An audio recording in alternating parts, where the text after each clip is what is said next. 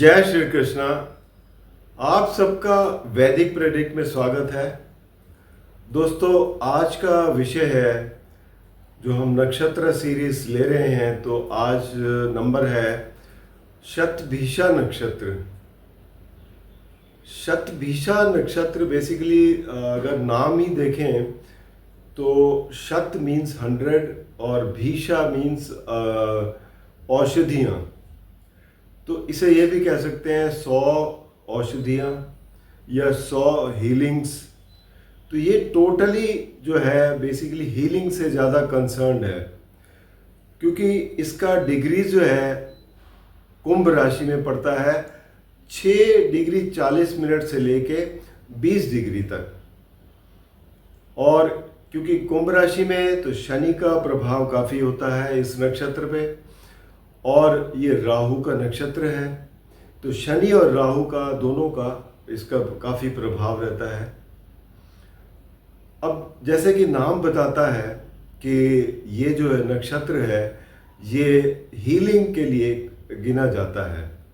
अब इसके जो देवता हैं वो वरुण देवता हैं, जो कि जल के स्वामी गिने जाते हैं, और उसी से ये जो है मेडिसिनल और ये सब चीज़ें होती हैं जो जिससे ठीक करते हैं। ये कितनी भी कोई परेशानी हो, ये नक्षत्र जो है उसको हील करने में काफ़ी सहायता करता है। अब इसके बारे में अगर जानना हो नेचर इनका, तो शतभिषा नक्षत्र जो है वो नेचर के जितने भी गूढ़ रहस्य हैं उनको ये जानने में काफ़ी सक्षम रहता है। ये नक्षत्र जिनका भी होता है, चंद्र राशि जिनकी भी होती है, तो उस नेचर की जो डेप्थ में समझ सकते हैं। लेकिन उस डेप्थ को जो इनको समझ आती है वो ये अपने ऐसा नहीं है कि हर किसी को डिस्क्लोज करते हैं। They keep it secret to themselves. तो ये क्वालिटी रहती है, लेकिन समझते बहुत अच्छी तरीके से हैं। तो ये एक बहुत ही अच्छी क्वालिटी रहती है। They are pervasive. परवेसिव का मतलब ये होता है कि किस फील्ड में ज़्यादा वो अपने आप को ज़्यादा, क्योंकि एक्वेरियस साइन जैसे गिना जाता है इलेक्ट्रिसिटी का, इलेक्ट्रिसिटी से कंसर्न है, टेक्निकल चीज़ों से कंसर्न है, सोशल नेटवर्क से कंसर्न है। तो यहाँ पर ये जो है आपका एनालिटिकल बेंट ज़्यादा रहता है, टेक्निकल उसकी ज़्यादा रहती है, नॉलेज वगैरह ज़्यादा रहती है।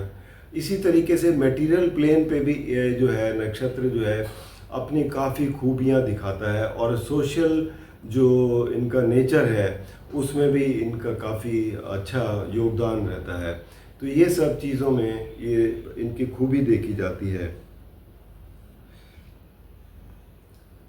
ये लोग मीडिया में खासकर बहुत ही पावरफुल होते हैं, मीडिया लाइन में बहुत ही आगे बढ़ते हैं ये आगे, क्योंकि ये इनकी चोज़न लाइन है। ये इनके कह सकते हैं कि अगर ये फिल्म एंड टेलीविज़न वगैरह में है तो ये आगे बहुत बढ़ते हैं, क्योंकि इनकी जो फ्लैम्बॉयंट जो कहते हैं ना कि पर्सनालिटी है, उससे ये काफ़ी अग्रेसिव और आगे बढ़कर ये काम करते हैं।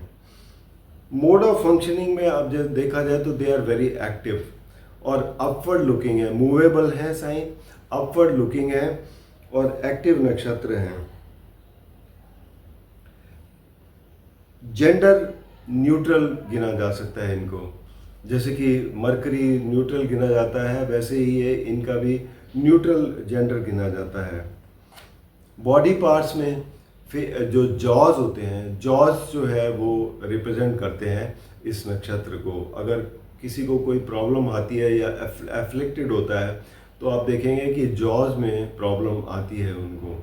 तो क्योंकि जॉज मुंह में होते हैं और खाने से ज़्यादा कंसर्न रखते हैं, टेस्ट वगैरह खाने से और टीथ से, तो इसलिए ये पार्ट जो है इसको काफ़ी इफ़ेक्ट करते हैं।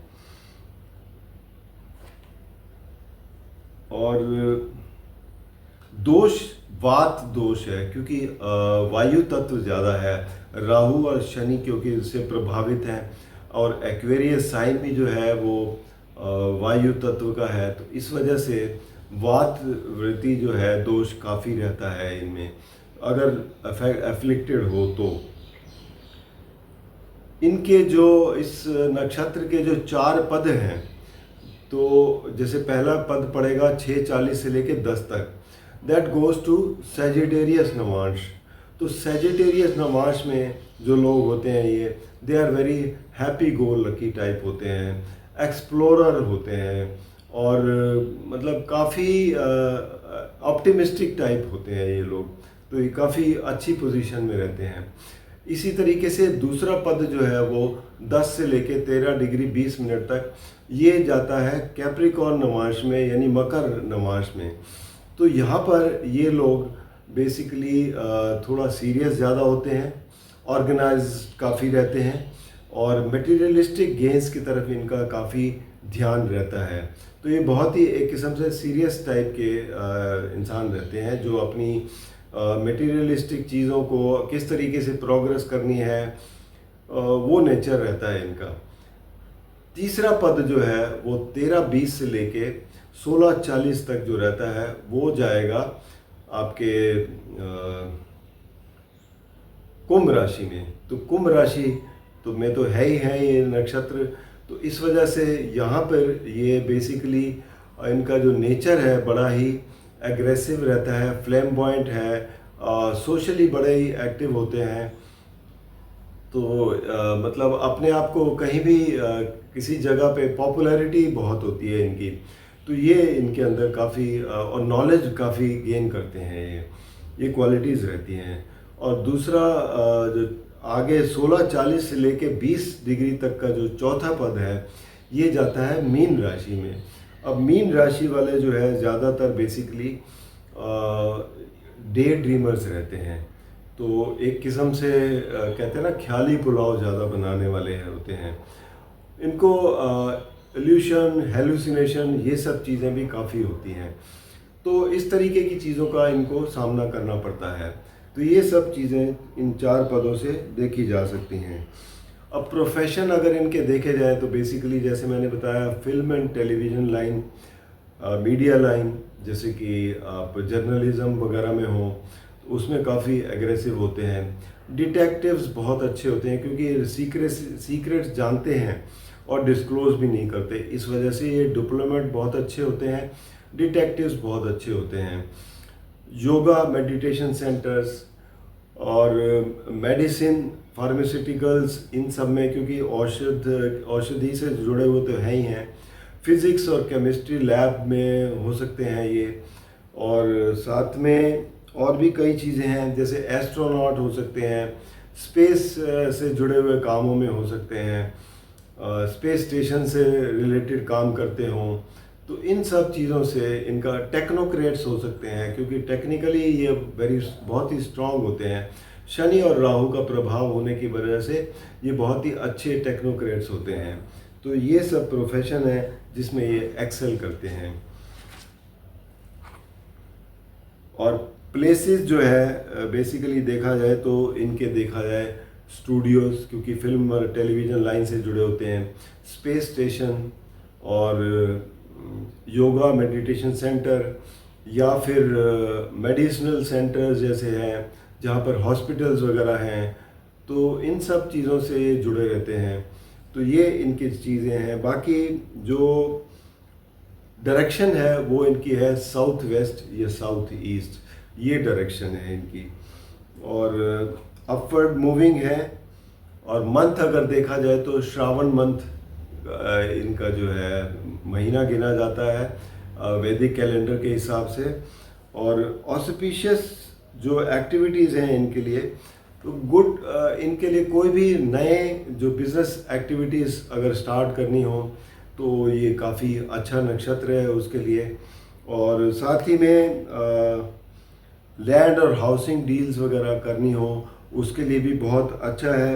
एजुकेशन, लर्निंग में, ट्रैवल, रिक्रिएशन में, थेरेपीज़, रिजुविनेशन, मेडिटेशन, योगा, ये सब करने में काफ़ी एक्टिविटीज़ जो है इसमें ये नक्षत्र काफ़ी अच्छा रहता है।